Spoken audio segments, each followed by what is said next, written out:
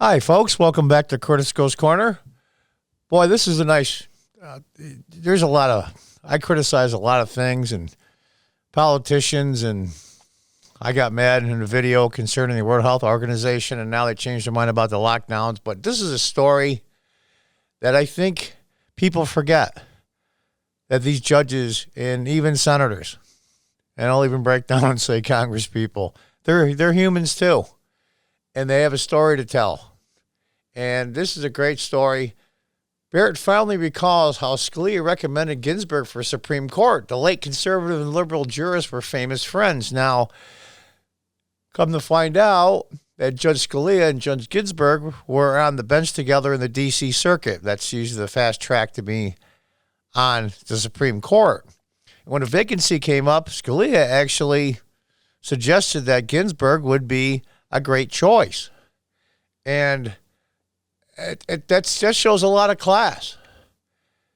And now it shows Senator Sass from Nebraska questioning Judge Barrett. But they go on to ask Supreme Court nominee Judge Amy Coney Barrett, clerk for the late Justice Antonin Scalia early in her legal career.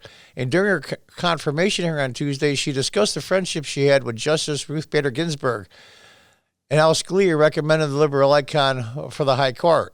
Ginsburg and Scalia rest both their souls. Senator Ben Sass, Nebraska, asked Barrett about the friendship between the conservative and liberal heavyweights and how it impacted her, leading her finally to recall their friendship. Barrett said, when the vacancy came up, Justice Scalia recommended her, even though they'd been together on the D.C. Circuit. That's where they got to know each other. And he knew that she had a different jurisprudential, say that 3 times, approach, Barrett said. And a lot has been said in the weeks since Justice Ginsburg died about the friendship, because I think it speaks so well to both of their characters, and that despite the fact they had such great differences, they could fight it with the pen.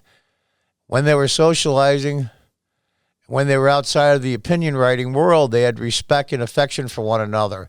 And that's how I try to live my life.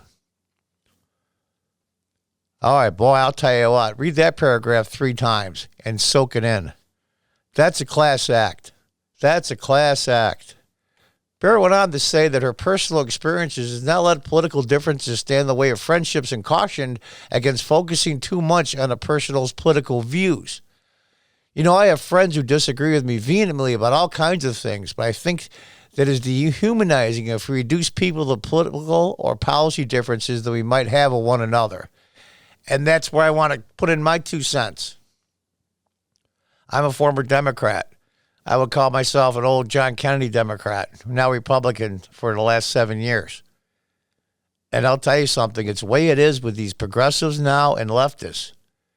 Their whole existence is their ideology. All of it. 90 to 100% of what they are is their ideology. Conservative people, on the other hand, it's the polar opposite. Well, say, John, how can that be true? There's staunch conservatives. Yeah, there is. But we don't live our lives thinking about it every minute. We say, well, you have an ideology too as a conservative. Well, yeah, kind of, but not really. Conservatives want this. Leave me the hell alone. Let me live my life. Let me live my family. If I want to be gay, straight, have kids, no kids, do what I want to do. It's none of anybody's business. I don't care what color you are. I don't care what sex you are. I don't care. Don't bother me. I won't bother you. That's a great way to live. And we don't think about the ideology that much.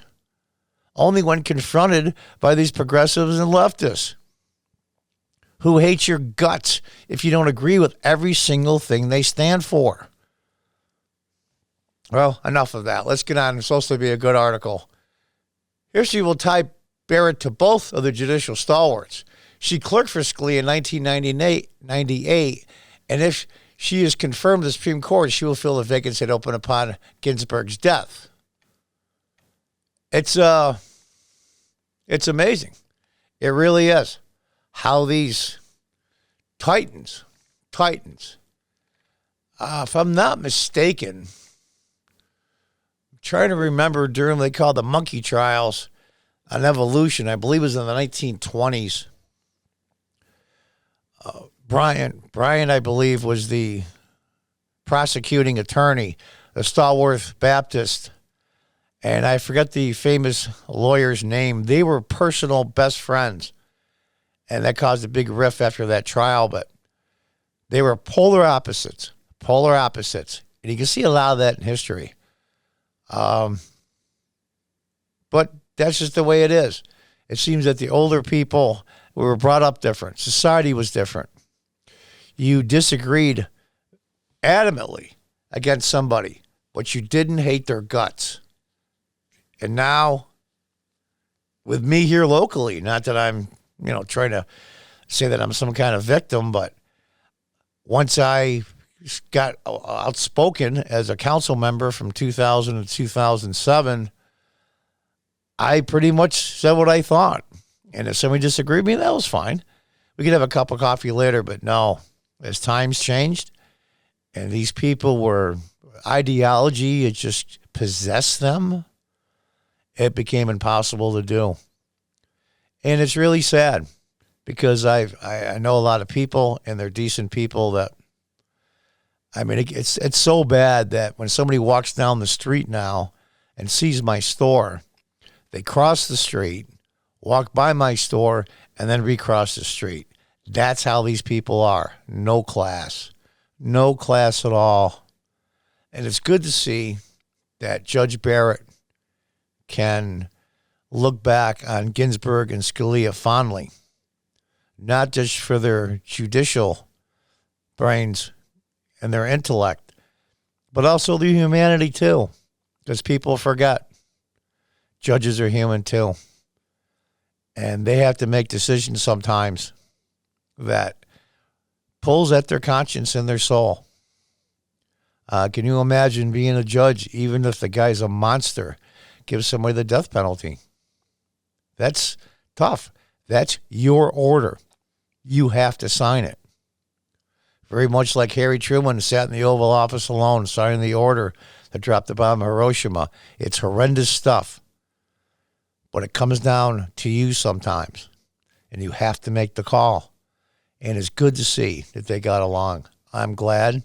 I heard about it before, but it's been talked about more now that they're passed away, which is sad because it should have been talked about a lot more while they were both alive.